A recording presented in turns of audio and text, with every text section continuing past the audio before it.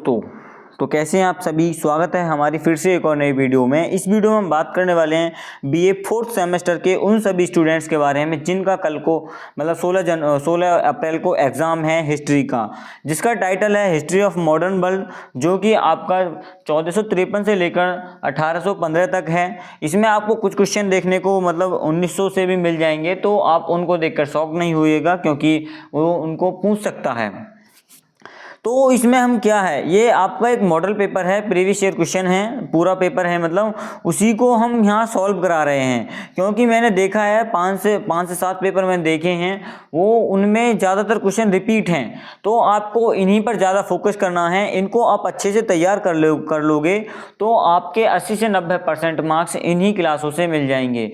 और अभी तक आपने हमारे चैनल को सब्सक्राइब नहीं किया तो आप हमारे चैनल को सब्सक्राइब कर लीजिएगा, ताकि आपको हमारी जो फर्स्ट वीडियो मतलब पहली वीडियो आए, जब भी वीडियो डलेगी उसका नोटिफिकेशन आपको जल्दी से मिल जाए।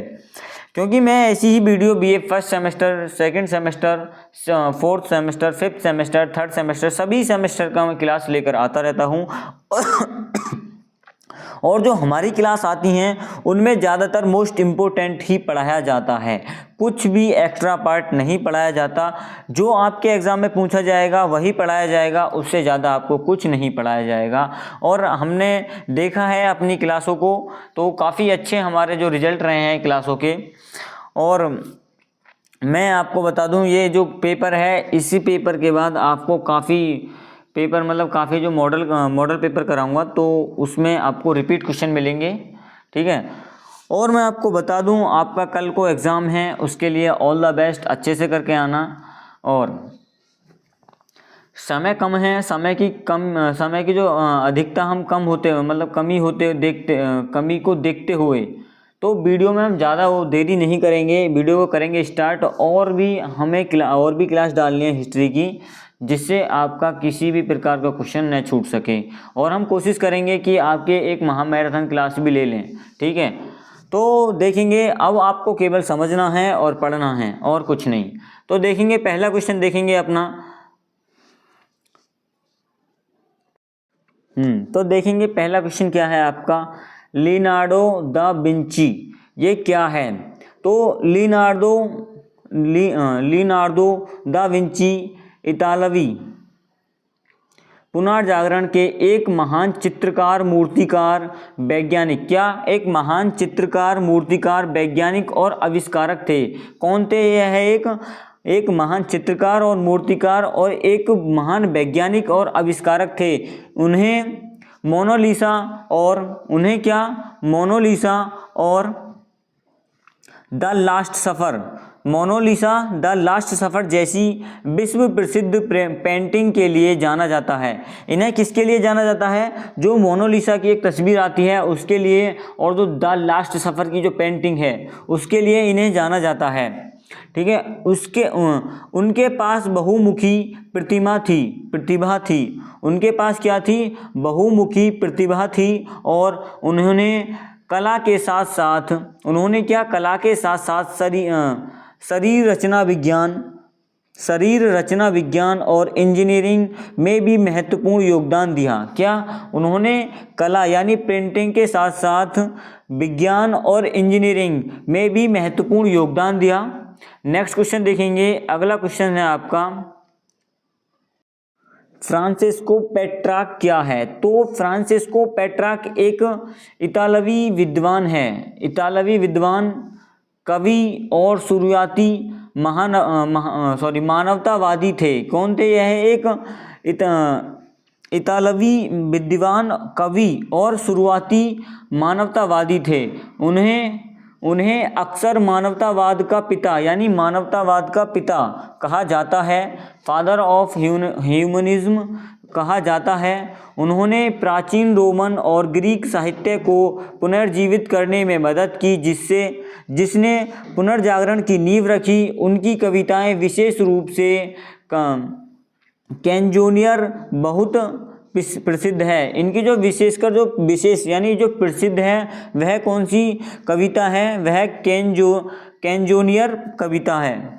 अगला क्वेश्चन देखेंगे, जॉन जॉन काल्विन क्या है, कौन है, मतलब इनके बारे में बताइए। तो जॉन काल्विन 16वीं सदी के प्रोटेस्ट सुधार आंदोलन के एक प्रमुख फ्रांसीसी धर्मशास्त्री हैं। कौन है एक, यह फ्रांसीसी धर्मशास्त्री थे। उन्होंने कैल्विनवाद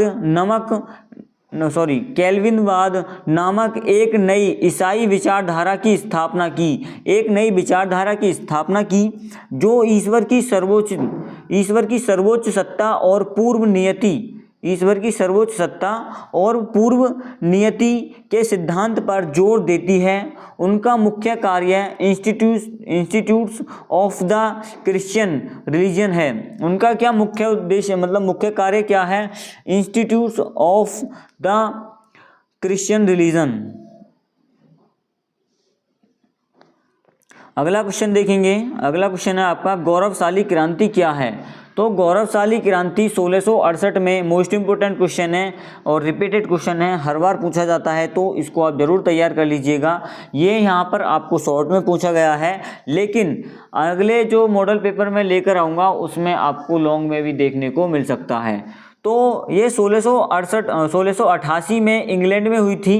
क्या गौरवशाली जो क्रांति है 1688 में इंग्लैंड में हुई थी, जिसमें राजा जेम्स द्वितीय को बिना किसी रक्तपात के सत्ता से हटा दिया गया था। जिसमें राजा जेम्स द्वितीय को क्या, बिना किसी रक्त बहाए यानी खून बहाए सत्ता यानी गद्दी से हटा दिया गया था। उनकी जगह विलियम और मैरी ने ली थी। उनकी जगह किसने ली थी, विलियम और मैरी ने ली थी। इस क्रांति ने राजा की निरंकुश शक्तियों को समाप्त कर दिया और संसद की सर्वोच्चता स्थापित की, जिससे संवैधानिक राजतंत्र की शुरुआत हुई। अगला क्वेश्चन देखेंगे, पेरिस की संधि 1783 में हुई थी। तो इस ये है मतलब क्या है, तो इसमें क्या मतलब किसमें क्या ऐड करना है आपको, टिप्पणी वगैरह होती हैं। 1783 की पेरिस की संधि ने अमेरिकी स्वतंत्रता संग्राम को आधिकारिक रूप से समाप्त कर दिया। इस शांति समझौते के तहत ग्रेट ब्रिटेन ने संयुक्त राज्य अमेरिका को एक स्वतंत्र और संप्रभु राष्ट्र के रूप में मान्यता दी। इसने दोनों देशों के बीच सीमाओं का स्पष्ट निर्धारण भी किया। अगला देखेंगे। अगला क्वेश्चन है आपका, स्टेट्स जर्नल फ्रांस के एक प्राचीन प्रतिनिधित्व सभा थी। क्या फ्रांस की क्या थी, एक प्राचीन प्रतिनिधित्व सभा थी, जिसमें समाज के 3 वर्ग एस्टेट्स शामिल थे, पादरी प्रथम, कुलीन द्वितीय और आम जनता तृतीय। पादरी कौन थे, प्रथम वर्ग के लोग थे, और कुलीन द्वितीय वर्ग के लोग थे, और आम जनता हम जैसे हम बार होते हैं, समझ लो। आम जनता क्या, तृतीय लोग होते हैं। 1789 में राजा लुईस 16वें द्वारा इसे बुलाना फ्रांसीसी क्रांति का एक प्रमुख कारण बना, क्योंकि तृतीय एस्टेट ने समान प्रतिनिधित्व की मांग की थी। क्या, जो आम जनता थी उसने एक समान यानी सब व्यक्ति समान होने चाहिए, उस प्रतिनिधित्व की मांग की थी तृतीय वर्ग ने। अगला क्वेश्चन देखेंगे, रूसो के ऊपर है। रूसो को पूरा नाम भी पूछा जा सकता है आपको 3 नंबर में, और 1 नंबर में 2 नंबर में पूछे जाते हैं, तो उसमें भी पूछा जा सकता है। तो जीन जैक्स रूसो एक प्रमुख फ्रांसीसी दार्शनिक और लेखक थे। कौन थे, प्रमुख फ्रांसीसी दार्शनिक और लेखक थे, जिनके विचारों ने फ्रांसीसी क्रांति को गहराई से प्रभावित किया। उनकी प्रसिद्ध पुस्तक द सोशल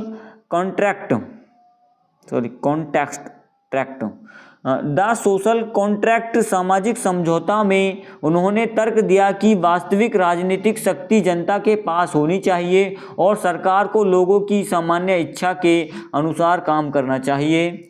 अगला देखेंगे, कॉनकॉर्डेट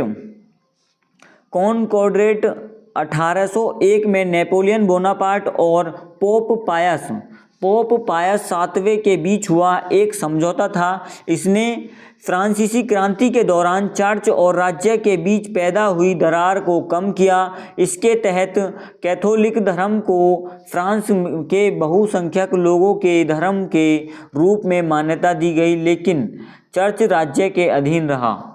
अगला क्वेश्चन देखेंगे, जोल्वेरिन 19वीं सदी यानी 1834 में स्थापित जर्मन राज्यों का एक सीमा शुल्क संघ यानी कस्टम्स यूनियन था, जिसका नेतृत्व प्रुसिया ने किया था। इसने अपने सदस्य राज्यों के बीच व्यापार बाधाओं टैरिफ को समाप्त कर दिया। इस आर्थिक एकीकरण ने अंततः जर्मनी के राजनीतिक एकीकरण यानी 1871 का मार्ग प्रशस्त किया। अगला क्वेश्चन देखेंगे,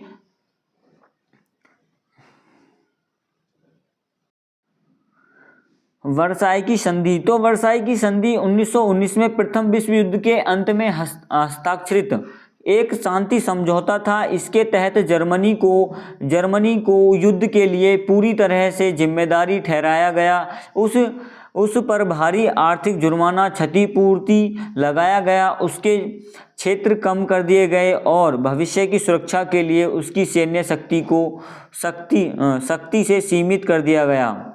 अगला क्वेश्चन नंबर, ये आपके सेक्शन 2 के मतलब सेक्शन बी के क्वेश्चन हैं जो आपके 150 वर्ड में पूछे जाते हैं, 150-200 वर्ड में पूछे जाते हैं। 7.5 नंबर का एक क्वेश्चन होगा आपका। इसमें से आपको 2 करने रहते हैं, लेकिन मैं सभी का आंसर लेकर आया हूँ। कभी ऐसा भी हो सकता है कि कोई और पूछा जाए। पुनर्जागरण की विशेषताएं का संक्षिप्त वर्णन कीजिए। तो पुनर्जागरण का जो संक्षिप्त जो मतलब विशेषताओं का संक्षेप में वर्णन करना है, तो थोड़ा सा इसके बारे में भी देख लेते हैं। पुनर्जागरण 14वीं से 17वीं सदी के बीच यूरोप में आया एक महान सांस्कृतिक, दार्शनिक और कलात्मक आंदोलन था। इसकी प्रमुख विशेषता निम्नलिखित है। पहली विशेषता है मानवतावाद, ह्यूमनिज्म। मध्यकालीन धार्मिक दृष्टिकोण के बजाय मध्यकालीन धार्मिक दृष्टिकोण के बजाय मानव जीवन, उसकी क्षमताओं और उपलब्धियों पर ध्यान केंद्रित किया गया। परलोक की चिंता करने के बजाय वर्तमान जीवन को बेहतर बनाने पर जोर दिया गया। तर्क और वैज्ञानिक दृष्टिकोण, अंधविश्वास। दूसरी विशेषता क्या है? तर्क और वैज्ञानिक दृष्टिकोण। अंधविश्वासों और रूढ़ियों का एक कड़ा विरोध किया गया। हर बात को तर्क की कसौटी पर कसने और वैज्ञानिक प्रयोगों को बहुत बढ़ावा मिला, जिससे गैलीलियो और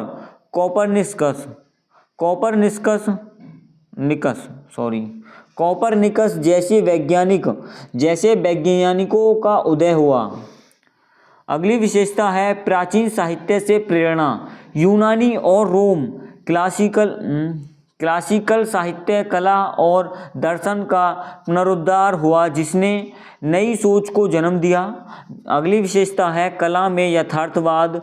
चित्रकला और मूर्तिकला में धार्मिक विषयों के साथ साथ प्राकृतिक और मानवीय भावनाओं का सजीव चित्रण शुरू हुआ, जैसे लियोनार्डो दा विंची और माइकल एंजेलो की अमृत कीर्तियाँ। व्यक्तिवाद का उदय या व्यक्तिवाद का उदय। व्यक्तिगत स्वतंत्रता, स्वावलंबन और आत्मसम्मान की भावना का तेजी से विकास हुआ, जिसे आधुनिक समाज की नींव रखी। अगला प्रश्न देखेंगे, धर्म सुधार आंदोलन में मार्टिन लूथर की भूमिका की विवेचना कीजिए। इम्पोर्टेंट क्वेश्चन है आपके लिए। मार्टिन लूथर 1483-1546 तक इसका मतलब शासनकाल रहा। एक जर्मन पादरी, यानी पादरी था, मतलब शासन नहीं रहा था इसका। यह एक पादरी और धर्मशास्त्री थे। पादरी कौन थे? मार्टिन लूथर एक पादरी और धर्मशास्त्री थे, जिन्हें 16वीं सदी के प्रोटेस्ट धर्म सुधार आंदोलन का मुख्य जनक माना जाता है। इस आंदोलन में उनकी भूमिका अत्यंत महत्वपूर्ण थी।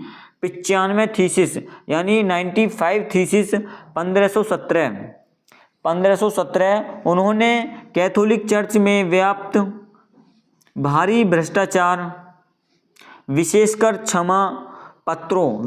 क्षमा पत्रों की बिक्री के विरोध में वेटनबर्ग चर्च के दरवाजे पर अपने 95 तर्क चस्पा किए, मतलब चिपका दिए, चस्पा किए, वहाँ की लैंग्वेज होगी। इसी घटना से धर्म सुधार की आधिकारिक शुरुआत हुई। इसी घटना से धर्म सुधार की आधिकारिक शुरुआत हुई। अगली विशेषता है, विशेषता नहीं, भूमिका, बाइबिल का अनुवाद। अगली भूमिका क्या है?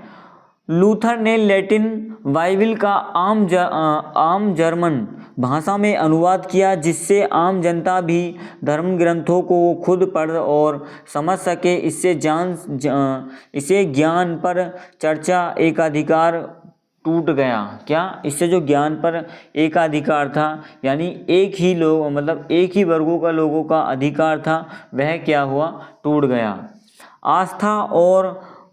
आस्था द्वारा मुक्ति का सिद्धांत। अगली भूमिका है आस्था द्वारा मुक्ति का सिद्धांत। उन्होंने कैथोलिक चर्च के जटिल कर्मकांडों का खंडन करते हुए यह सिद्धांत दिया कि मनुष्य को मोक्ष चर्च के नियमों या दान से नहीं, बल्कि ईश्वर में सच्ची आस्था से मिलता है।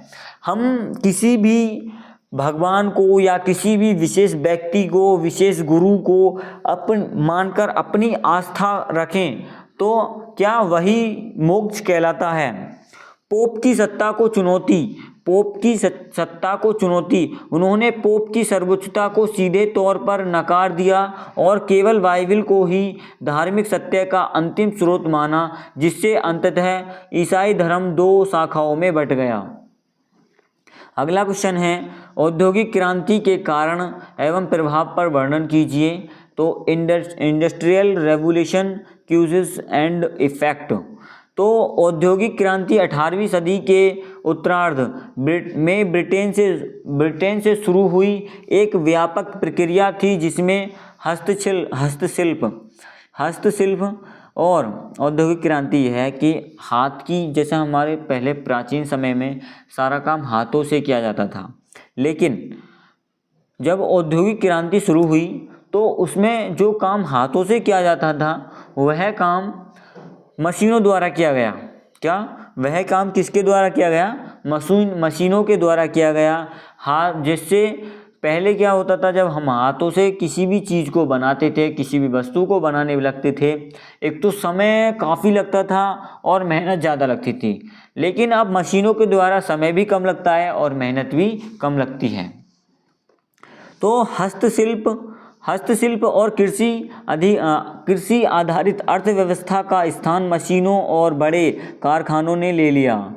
यहाँ के प्रमुख कारण क्या हैं? पहला कारण है वैज्ञानिक आविष्कार, स्टीम इंजन। जेम्स वाट ने जो स्टीम इंजन था, यानी भाप का इंजन था, उसकी खोज किसने की थी? जेम्स वाट ने भाप के इंजन की खोज की।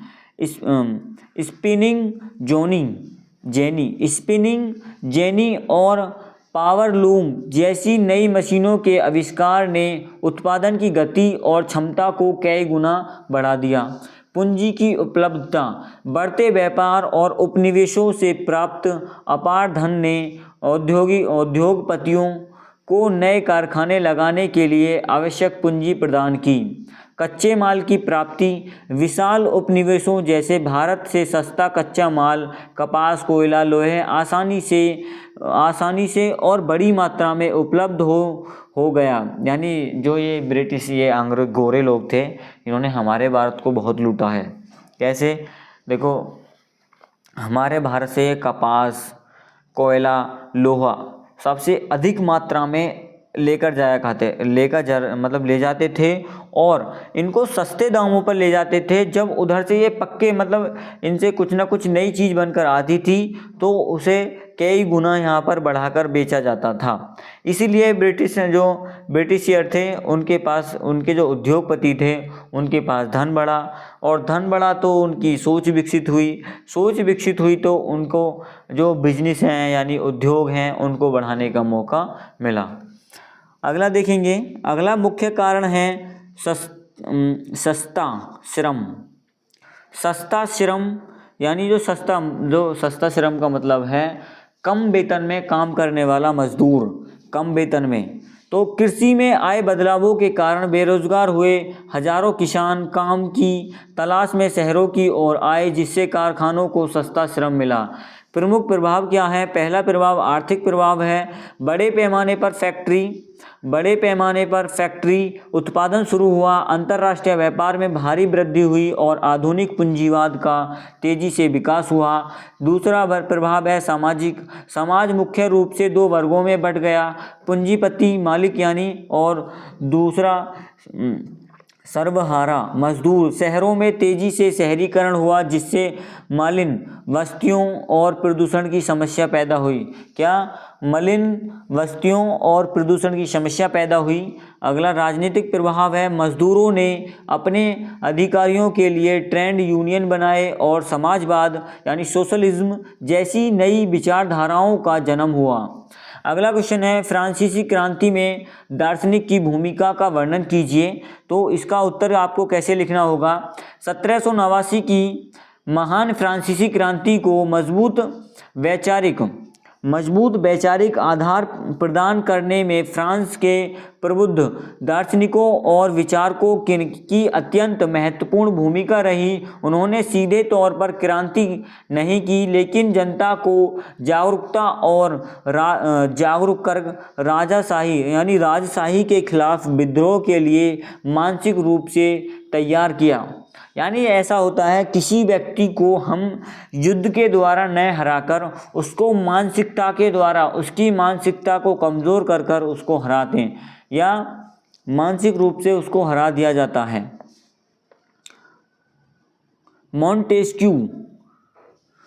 मॉन्टेस्क्यू अपनी प्रसिद्ध पुस्तक the spirit of laws the spirit of laws में उन्होंने शक्ति के पृथक्करण यानी सेपरेशन ऑफ पावर का सिद्धांत दिया। उन्होंने राजा की निरंकुश सत्ता का विरोध करते हुए सरकार की शक्तियों को कार्यपालिका, विधायिका और न्यायपालिका के बीच बांटने की वकालत की। रूसो, अगला प्रभाव क्या है? रूसो ने क्या किया था? फ्रांसीसी क्रांति के कारण पढ़ रहे हैं हम तो। भूमिका, अगली भूमिका है भूमिका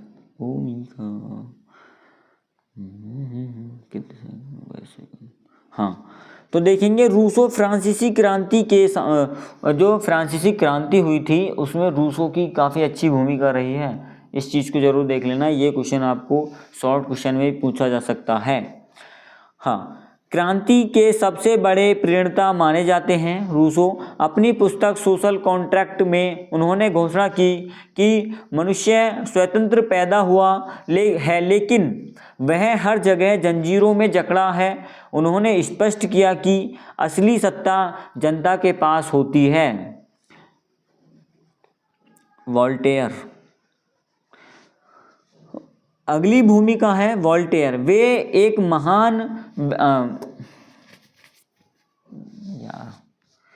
मतलब वोल्टेयर की जो भूमिका है ना वो भी काफ़ी अच्छी रही है। कैसे रही है हम इसमें अभी बताएंगे। देखो, जो वोल्टेयर थे ये एक महान व्यंग्यकार और लेखक थे। उन्होंने कैथोलिक चर्च के भ्रष्टाचार, पादरियों के पाखंड और धार्मिक असहिष्णुता पर कड़ा प्रहार किया और अभिव्यक्ति की स्वतंत्रता पर जोर दिया। इनके विचारों ने फ्रांसीसी जनता के मन में स्वतंत्रता, समानता और बंधुत्व की चिंगारी जला दी। अगला क्वेश्चन देखेंगे, क्वेश्चन नंबर 6 है आपका, प्रथम कंसल के रूप में नेपोलियन द्वारा किए गए सुधारों की समीक्षा कीजिए।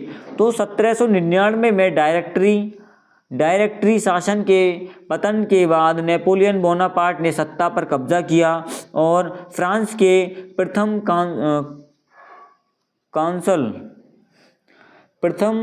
कांसल बने। इस पद पर रहते हुए उन्होंने फ्रांस को आंतरिक स्थिरता प्रदान करने के लिए कई ऐतिहासिक सुधार किए। पहला सुधार प्रशासनिक केंद्रीकरण। नेपोलियन ने स्थानीय सरकारों की स्वायत्तता समाप्त कर दी और पूरे फ्रांस में एक मजबूत केंद्रीकृत प्रशासनिक ढांचा स्थापित किया। सभी महत्वपूर्ण अधिकारियों की नियुक्ति योग्यता के आधार पर सीधे केंद्र से की जाने लगी।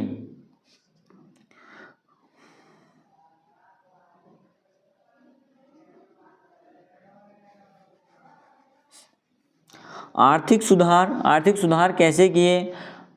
लड़खड़ाती अर्थव्यवस्था को सुधारने के लिए बैंक ऑफ फ्रांस की स्थापना की गई। कर प्रणाली को स्वव्यवस्थित और न्याय संगत बनाया गया, जिससे राज्य की आय में भारी वृद्धि हुई। नेपोलियन कोड कानूनी सुधार, यह नेपोलियन का सबसे बड़ा और स्थायी कार्य था। उन्होंने पूरे फ्रांस के लिए समान नागरिक कानूनों का एक संग्रह तैयार करवाया, इसमें कानून के समक्ष सभी नागरिकों की समानता और संपत्ति का अधिकार सुनिश्चित किया गया। शिक्षा और धर्म।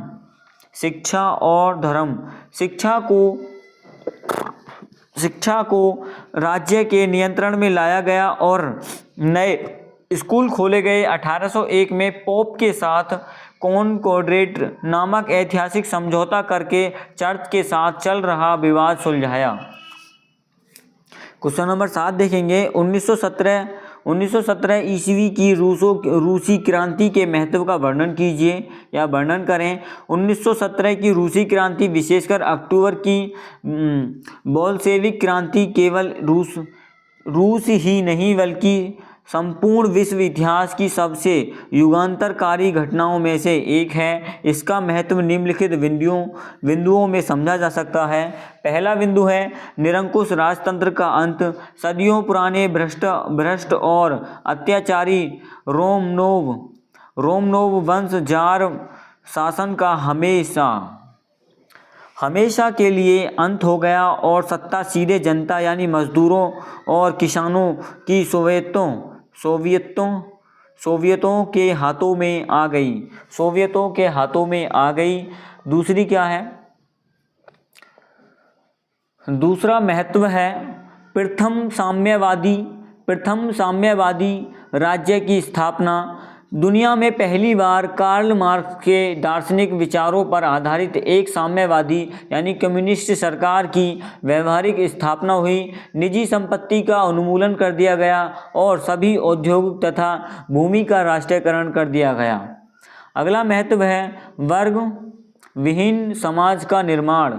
पूंजीपतियों और जमींदारों के सभी विशेष अधिकार समाप्त कर दिए गए। मजदूरों की स्थिति में सुधार के लिए कम काम के घंटे तय किए गए और एक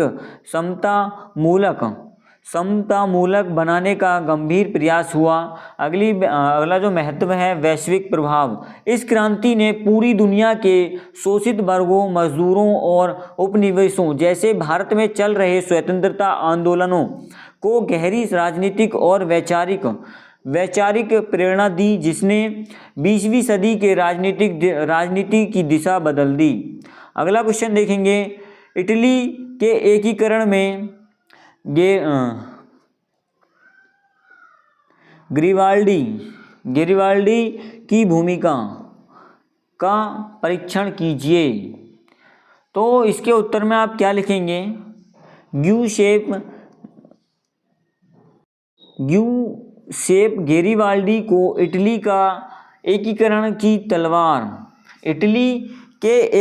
की तलवार कहा जाता है। किसको कहा जाता है? ग्यूसेप ग्यूसेप गरिबाल्डी को क्या कहा जाता है, इसको इटली का जो एकीकरण है उसकी तलवार कहा जाता है। उन्होंने मेज़नी के राष्ट्रवाद के आदर्शों और केबूर की कूटनीति को जमीनी स्तर पर अपनी सैन्य शक्ति के माध्यम से साकार किया, यानी सैन्य माध्यम से साकार किया। लाल कुर्ती दल रेड शर्ट का गठन, यानी गेरिबाल्डी एक महान देशभक्त और गुरिल्ला युद्ध के अद्वितीय विशेषज्ञ थे। उन्होंने देशभक्त और ऊर्जावान युवाओं की एक स्वयंसेवक सेना बनाई जिसे रेड शर्ट कहा जाता है। सिसिली और नेपल्स पर विजय 1860 में इटली के दक्षिणी राज्यों को विदेशी चुंगल से मुक्त कराने के लिए उन्होंने अपने 1000 लाल कुर्ती स्वयंसेवकों के साथ सिसिली पर ऐतिहासिक हमला किया। स्थानीय किसानों के अपार समर्थन से उन्होंने सिसिली और उसके बाद नेपल्स के शक्तिशाली राजवंशों को उखाड़ फेंका। त्याग और देशभक्ति की मिसाल। नेपल्स जीतने के बाद गेरिबाल्डी चाहते तो वहाँ के स्वतंत्र शासक बन सकते थे, लेकिन उन्होंने एक सच्चे देशभक्त की तरह इन जीते हुए सभी दक्षिणी राज्यों को पीडमोंट के राजा विक्टर एमेनुअल द्वितीय को स्वेच्छा से सौंप दिया। उनके इसी अदम्य साहस और निस्वार्थ त्याग के कारण ही उत्तरी और दक्षिणी इटली का एकीकरण अंततः संभव हो सका। अगला क्वेश्चन नंबर 9 है, बिस्मार्क ने रक्त और लोहे की राजनीति से नवीन जर्मनी का निर्माण किया। इस कथन की विवेचना कीजिए। 19वीं सदी के मध्य तक जर्मनी कोई एकीकृत राष्ट्र नहीं था। कोई एक एकीकृत राष्ट्र नहीं था, बल्कि वह 39 से अधिक छोटे बड़े राज्यों का एक ढीला संघ था, जिस पर ऑस्ट्रिया का गहरा प्रभाव था। ओटो वॉन बिस्मार्क, जो 1862 में प्रूसिया के प्रधानमंत्री बने का एकमात्र लक्ष्य प्रूसिया के नेतृत्व में जर्मनी का एकीकरण कराना था। उन्होंने समझ लिया था कि यह कार्य केवल शांतिपूर्ण प्रस्तावों या आदर्शवादी बातों से संभव नहीं, बल्कि इसके लिए कठोर सैन्य शक्ति की आवश्यकता होगी। इसके लिए विशेष यानी कठोर सैन्य शक्ति की आवश्यकता होगी, और इसी को उनकी रक्त और लोहे नीति यानी ब्लड एंड आयरन की नीति कहा जाता है। रक्त और लोहे की नीति का अर्थ क्या है? 1862 में प्रूसिया की संसद में अपने पहले भाषण में बिस्मार्क ने स्पष्ट रूप से कहा था, हमारे समय के महान प्रश्न भाषणों या बहुमत के प्रस्तावों से नहीं सुलझाए जाएंगे। यही 1848 की सबसे बड़ी गलती थी, बल्कि वे रक्त और लोहे यानी युद्ध और सैन्य शक्ति से सुलझाए जाएंगे। बिस्मार्क का मानना था कि प्रूसिया की नियति उसकी कूटनीति और मजबूत सेना पर निर्भर करती है। नीति का क्रियान्वयन और जर्मनी का एकीकरण। अपनी इस नीति को लागू करने के लिए बिस्मार्क ने संसद के विरोध के बावजूद सेना का आधुनिकीकरण किया। यानी जो वहाँ की बिस्मार्क की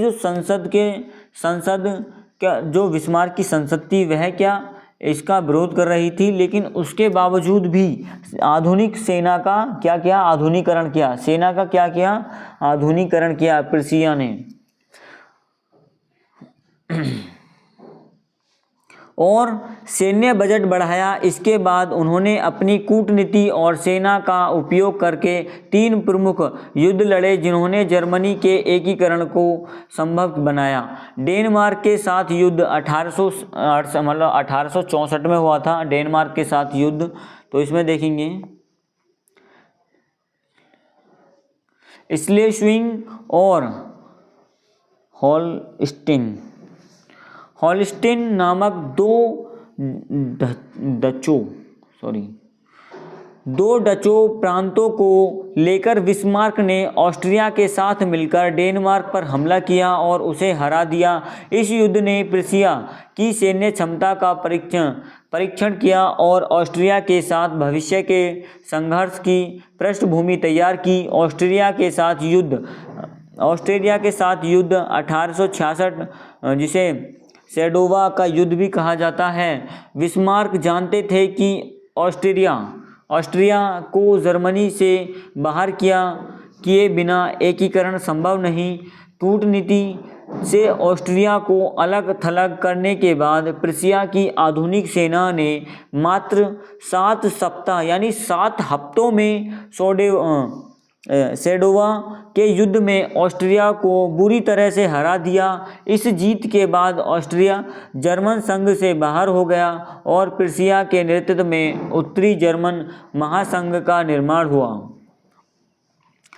तीसरा युद्ध देख लो, फ्रांस के साथ युद्ध 1870 और 71 यानी सेडान का युद्ध। दक्षिणी जर्मनी के राज्यों को प्रूसिया के साथ मिलाने के लिए फ्रांस को हराना आवश्यक था, क्योंकि फ्रांस का सम्राट नेपोलियन तृतीय एक मजबूत जर्मनी का विरोधी था। बिस्मार्क ने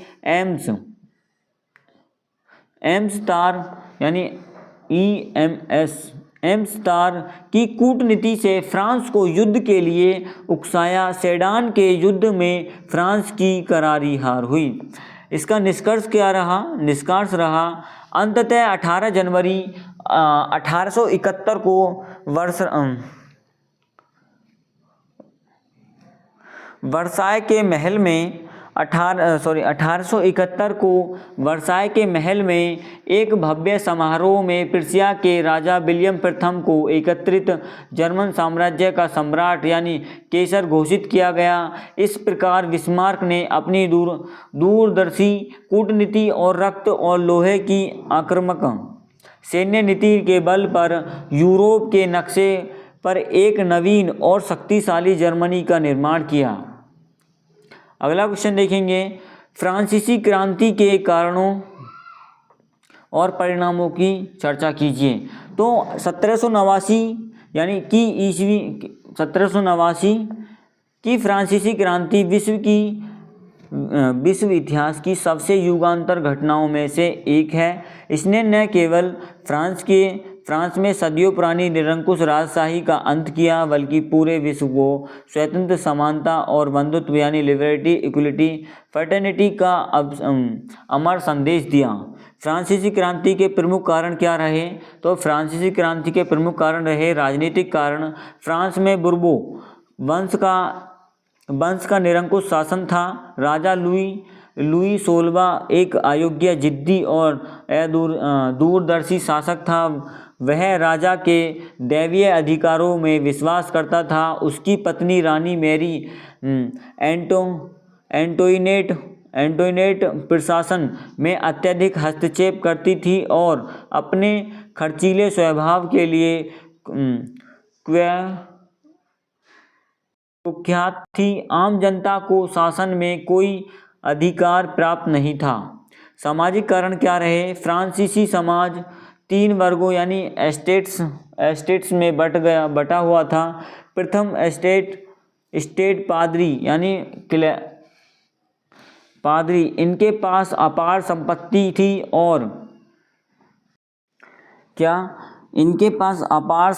थी और ये करों से मुक्त थे, यानी ये इनको टैक्स नहीं देना पड़ता था। द्वितीय एस्टेट्स, ये समाज के सबसे प्रभावशाली लोग थे, उच्च पदों पर आसीन थे और इन्हें भी कर नहीं देना पड़ता था। तृतीय एस्टेट आम जनता, यानी इसमें किसान, मजदूर, कारीगर और मध्यम वर्ग, डॉक्टर, वकील, व्यापारी आदि शामिल थे। यह समाज का 90% हिस्सा थे, लेकिन सारा कर टैक्स इन्हीं से वसूला जाता था। यह घोर असमानता क्रांति का मुख्य कारण था।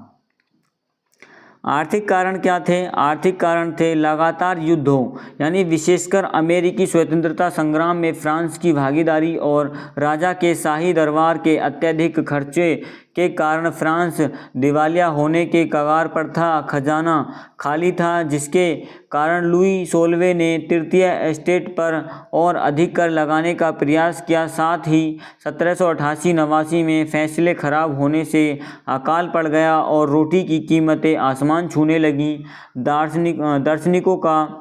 दार्शनिकों का प्रभाव, रूसो, वोल्टेयर और मोंटेस्क्यू जैसे प्रबुद्ध विचारकों ने अपने लेखों से राजा की निरंकुशता, चर्च के भ्रष्टाचार और सामाजिक असमानता की धज्जियां उड़ा दी। रूसो के सामाजिक समझौते के सिद्धांत ने जनता को बताया कि असली सत्ता उन्हीं के हाथों में है। फ्रांसीसी क्रांति के प्रमुख परिणाम क्या? फ्रांसीसी क्रांति के प्रमुख परिणाम क्या?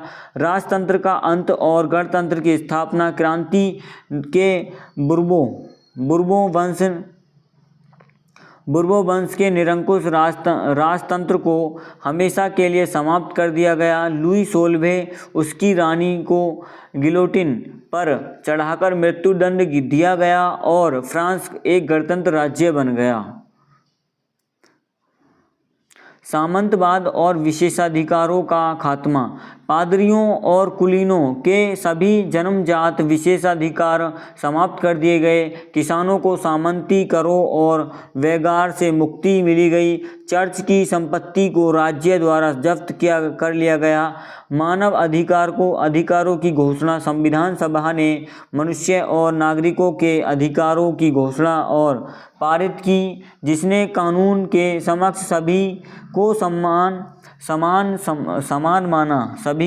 समान माना और अभिव्यक्ति, विचार तथा धर्म की स्वतंत्रता को मौलिक अधिकार बनाया। राष्ट्रवाद का उदय। इस क्रांति ने लोगों में देशभक्ति और राष्ट्रवाद की एक नई और तीव्र भावना को जन्म दिया, जिसने बाद में इटली और जर्मनी के एकीकरण को भी प्रेरित किया। इसका निष्कर्ष रहा, फ्रांसीसी क्रांति के मध्यकालीन मान्यताओं को तोड़कर आधुनिक युग की नींव रखी। इसने सिद्ध कर दिया कि संप्रभुता जनता में निहित है और अन्यायपूर्ण शासन को उखाड़ फेंकना जनता का अधिकार है। अगला प्रश्न देखेंगे, द्वितीय विश्व युद्ध के कारणों का एवं परिणामों का परीक्षण कीजिए। इंपॉर्टेंट क्वेश्चन है। द्वितीय विश्व युद्ध 1939 से लेकर 1945 मानव इतिहास का सबसे भयंकर और विनाशकारी युद्ध था, जिसमें दुनिया के दो गुटों मित्र राष्ट्र यानी allied powers Britain, America, Soviet संघ, फ्रांस और धुरी राष्ट्र जर्मनी, इटली, जापान में बट गई थी। द्वितीय विश्व युद्ध के प्रमुख कारण थे वर्साई की अपमानजनक संधि। 1919 में प्रथम विश्व युद्ध के बाद जर्मनी पर वर्साई की संधि जबरन थोपी गई। इसमें जर्मनी पर युद्ध का सारा दोष मढ़ गया, उसका बड़ा भूभाग छीन लिया गया और उस पर भारी आर्थिक जुर्माना लगाया गया। इस संधि ने जर्मन लोगों के मन में गहरी कड़वाहट और प्रतिशोध की भावना पैदा की। तानाशाहों का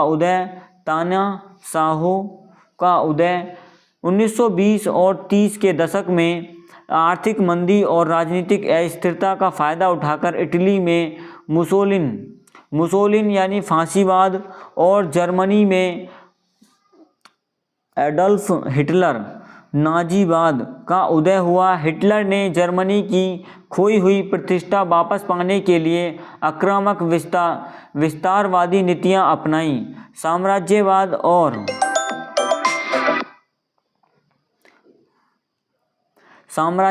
और सैन्यवाद। जापान एशिया में एक प्रमुख सैन्य शक्ति बन चुका था और उसने 1931 में चीन के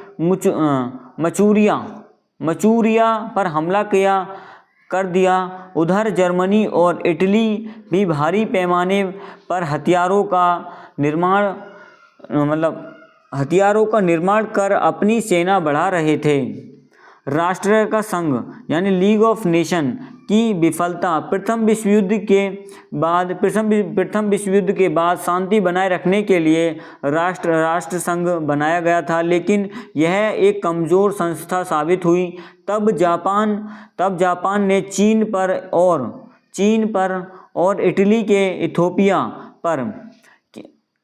इथोपिया पर हमला किया तो राष्ट्र संघ उन्होंने रोकने में पूरी तरह विफल रहा। तुष्टीकरण की नीति। ब्रिटेन और फ्रांस ने शुरुआत में हिटलर की आक्रामक हरकतों जैसे ऑस्ट्रिया और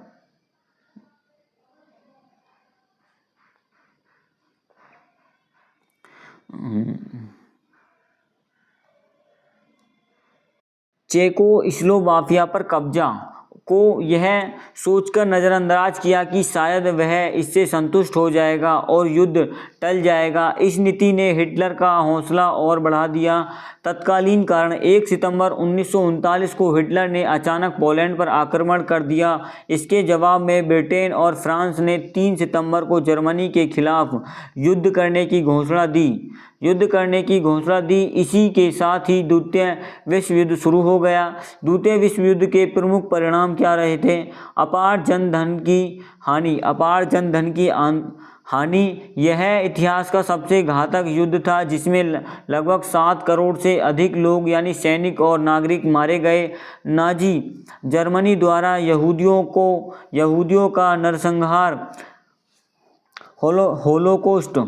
होलोकॉस्ट और जापान के हिरोशिमा और नागासाकी पर अमेरिका द्वारा परमाणु बम गिराना इस युद्ध की सबसे भयानक त्रासदियां थीं।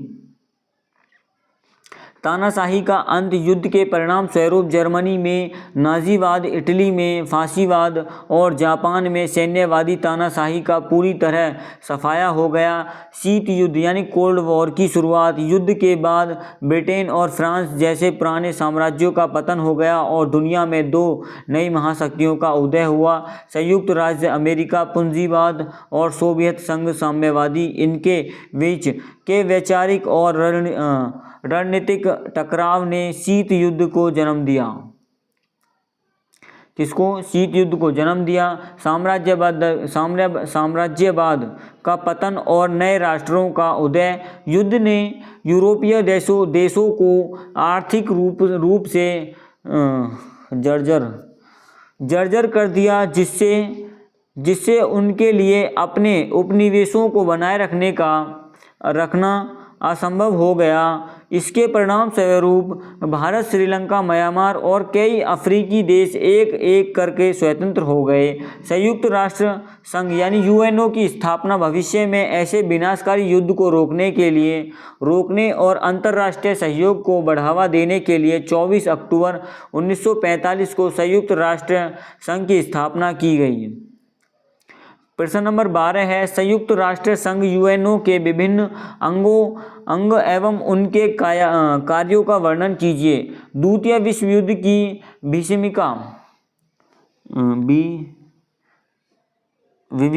विभीषिका के बाद आने वाली पीढ़ियों को युद्ध के प्रकोप से बचाने और विश्व में शांति, सुरक्षा और सहयोग स्थापित करने के उद्देश्य से 24 अक्टूबर 1945 को संयुक्त राष्ट्र संघ यानी यूनाइटेड नेशन ऑर्गेनाइजेशन की स्थापना की गई। इसका मुख्यालय न्यूयॉर्क, अमेरिका में स्थित है। संयुक्त राष्ट्र संघ के चार्टर के अनुसार इसके मुख्य रूप से 6 प्रमुख अंग हैं। इसका कार्य निम्नलिखित है। महासभा, पहला अंग क्या है? महासभा। इसके मैं आपको बता दूं, इसके जो 5 हेडक्वार्टर्स हैं वह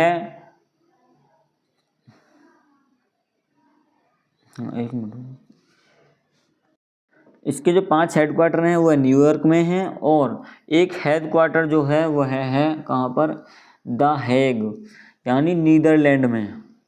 महासभा यह संयुक्त राष्ट्र का सबसे बड़ा और मुख्य विचार विमर्श करने वाला अंग है। इसे विश्व की लघु संसद भी कहा जाता है। इसमें सभी सदस्य देशों के प्रतिनिधित्व शामिल होते हैं और प्रत्येक देश का एक वोट होता है।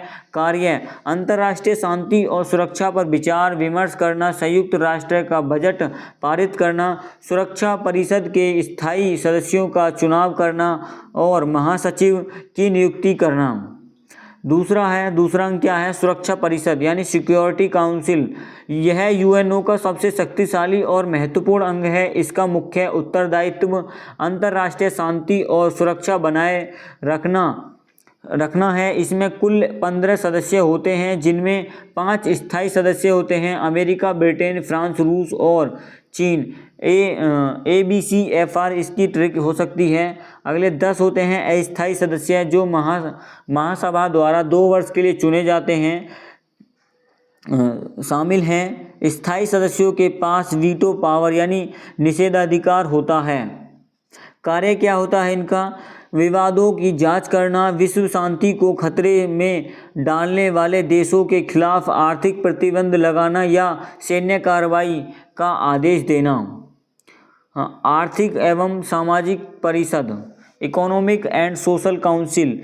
इस अंग का मुख्य उद्देश्य विश्व भर में आर्थिक, सामाजिक, सांस्कृतिक और मानवीय समस्याओं का समाधान करना है। इसमें 54 सदस्य होते हैं। इसमें कितने सदस्य होते हैं? 54 सदस्य होते हैं, जिन्हें महासभा द्वारा चुना जाता है। इनका कार्य होता है गरीबी उन्मूलन, रोजगार, स्वास्थ्य और शिक्षा के स्तर में सुधार के लिए नीतियां बनाना। यह अंग WHO, यूनेस्को और यूनिसेफ जैसी विभिन्न विशेषकर एजेंसियों के कार्यों का समन्वय भी करता है। चौथा अंग है अंतर्राष्ट्रीय न्यायालय, इंटरनेशनल कोर्ट। यह संयुक्त राष्ट्र का प्रमुख न्यायिक अंग है। इसका मुख्यालय द हेग, नीदरलैंड में स्थित है। इसमें 15 न्यायाधीश होते हैं, जिन्हें महासभा और सुरक्षा परिषद द्वारा 9 वर्ष के लिए चुना जाता है। इनका कार्य क्या होता है? सदस्य देशों के बीच उत्पन्न होने वाले कानूनी विवादों जैसे सीमा विवाद, जल विवाद आदि का शांतिपूर्ण समाधान करना और संयुक्त राष्ट्र के अन्य अंगों को कानूनी मामलों पर सलाह देना। सचिवालय, अगला अंग क्या है? सचिवालय। यह संयुक्त राष्ट्र का प्रशासनिक अंग है, जो यूएनओ के दिन प्रतिदिन के कार्यों का संचालन करता है। इसका प्रमुख महासचिव होता है। इसका प्रमुख कौन होता है? महासचिव होता है, जिसे सुरक्षा परिषद की सिफारिश पर महासभा द्वारा 5 वर्षों के लिए नियुक्त किया जाता है। इनका कार्य होता क्या है? अन्य अंगों द्वारा लिए गए निर्णयों और नीतियों को लागू करना, अंतर्राष्ट्रीय सम्मेलनों का आयोजन करना और दुनिया भर में चल रहे शांति अभियानों का प्रबंध करना। अगला 6वां अंग क्या है? न्याय परिषद। इस अंग की स्थापना उन देशों यानी ट्रस्ट टेरिटरीज के प्रशासन और देखभाल के लिए की गई थी, जो द्वितीय विश्व युद्ध के बाद स्वशासन के लिए तैयार नहीं थे। कार्य क्या है? यह सुनिश्चित करना कि इन क्षेत्रों का प्रशासन वहां के निवासियों के हितों में ध्यान में रखकर हो और वे धीरे धीरे स्वतंत्रता की ओर बढ़ें। 1994 में पिलाऊ के स्वतंत्र होने के बाद इस परिषद का कार्य लगभग समाप्त हो गया और अब यह निष्कर्षीय है।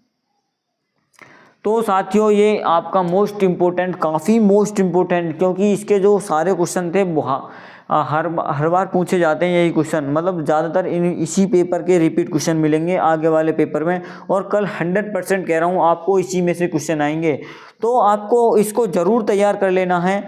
इस क्लास में हमारा काफ़ी टाइम चला गया है, मैं देखता हूँ 53 मिनट की है क्लास हो गई है। तो इसमें मैं ज़्यादा कुछ नहीं करने के बाद आपको मैं अगली क्लास की तैयारी करता हूँ। इस क्लास को जल्दी से जल्दी डाल दूँगा और आप क्लास को अपनी तैयारी करते रहिएगा, और मिलते हैं नेक्स्ट वीडियो में। तब तक के लिए पढ़ते रहिए, मस्त रहिए। धन्यवाद। जय हिंद, जय भारत।